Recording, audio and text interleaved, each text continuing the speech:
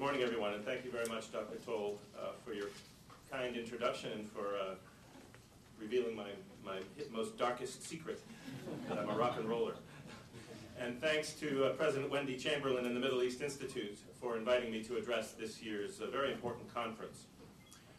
I really applaud the fact that you've devoted an entire day to understanding Turkey's evolving internal politics and its relations with traditional allies and new partners and neighbors.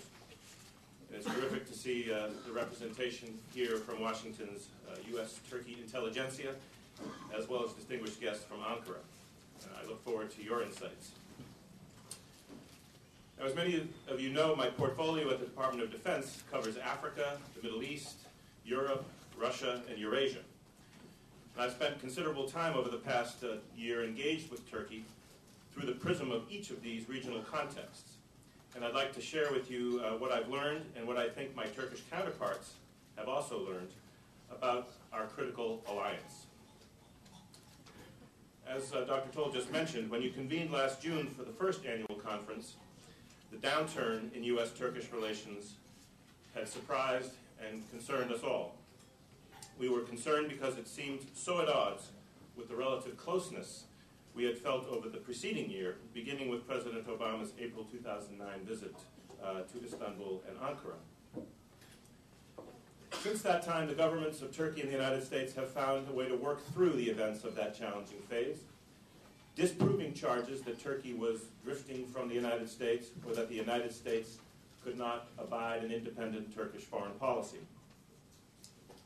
I'm pleased to say that in many key respects, the relationship has not only recovered over the past year, but it has strengthened. Despite the frustration and disappointment felt by both sides following the Gaza flotilla, the Turkish vote on UN Security Council Resolution 1929, and the P5+1's dismissal of the Tehran Declaration, I believe that U.S. and Turkish officials have redoubled their efforts to deepen the relationship. Together, we determined that we needed to enter into a new style of dialogue, publicly and privately, and we agreed to be more candid and consultative with one another. In Washington, we recognized more clearly that Turkey's unique regional perspective and interests will sometimes lead it to make decisions that are not perfectly aligned with ours, and that's reasonable and natural, so long as we're not surprised, and so long as the disagreements revolve largely around tactics rather than outcomes. Indeed, I would say that we almost always have the same strategic objectives in mind, even if we sometimes have different ideas about the best way to achieve them. I think it's also fair to say that Ankara recognized that in defending its regional interests, it cannot lose sight of its strategic obligations to its allies. Disagreements over tactics, if handled clumsily, can give the impression that we have different outcomes in mind, even leading some to question Turkey's commitment to NATO and to the United States. But in fact, I think the last year has shown that our interests are very much aligned and that we have been able to advance them together. Turkey has been an indispensable partner for the people and government of Iraq, supporting Iraq's consolidation of gains in security and political development, as well as avidly investing in an economic and defense partnership for the future. And Turkey has worked closely with the United States in supporting a government formation process in Iraq aimed at ensuring that Iraqi leaders remain committed to power sharing and institutional reform. Turkey has also supported reconciliation processes among Iraqi leaders and local communities. Prime Minister Erdogan's historic trip this year to Baghdad, Najaf, and Erbil underscored his commitment to working with all Iraqis. And in particular, Turkey's willingness to engage with the Kurdistan regional government has been critical for Iraq's stability.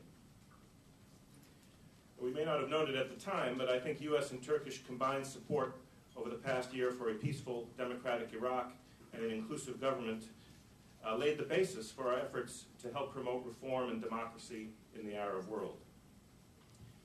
As the events of the Arab Spring have unfolded, close consultation and collaboration between the United States and Turkey has proven essential.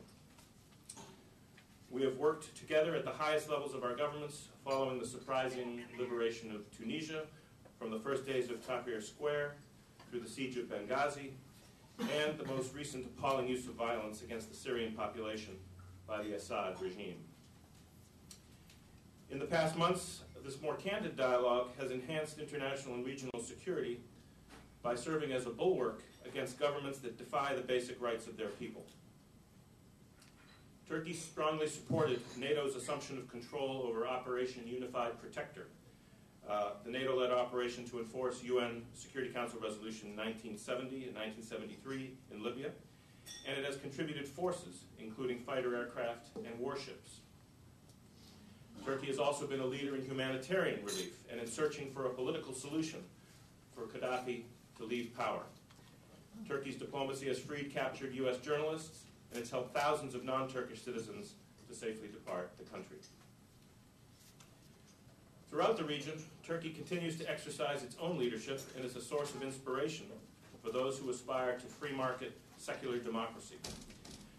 Turkey's influence in the region continues to surprise some of the most seasoned and respected Middle East watchers who underestimated its potential not only to draw from its Ottoman past, but to inspire with its modern-day dynamism, both political and economic. I'd like to just underscore a few important examples of Turkey's importance to the international community and to the United States. Turkey remains a strong supporter of the NATO ISAF mission in Afghanistan, with its contribution of nearly 1,800 personnel, its leadership of 2 provincial reconstruction teams, and a third tour as the leader for Regional Command Capital, Kabul. Turkey is committed to a NATO transition strategy through the year 2014 and beyond that relies heavily on training the Afghan security forces to take the lead. Turkey has simultaneously sought to bridge political difficulties between another of its key partners, Pakistan, and the Afghan government. And we need a lot of help in that regard. The ability of Turkey and the United States to work together in a multilateral context was on full display at last November's NATO summit in Lisbon, where we joined the other 26 allies in reaching consensus on a new strategic concept for the 21st century, and also in our decision to adopt ballistic missile defense of European territory, forces, and populations as a NATO mission. Turkey's continued leadership in NATO was recognized very recently with the alliance command structure reform decision that was taken at the NATO Defense Ministerial in Brussels earlier this month. The new land component command that will be located in Izmir will keep a major NATO flag on Turkish territory for the range of new challenges that the alliance will face in the coming decades.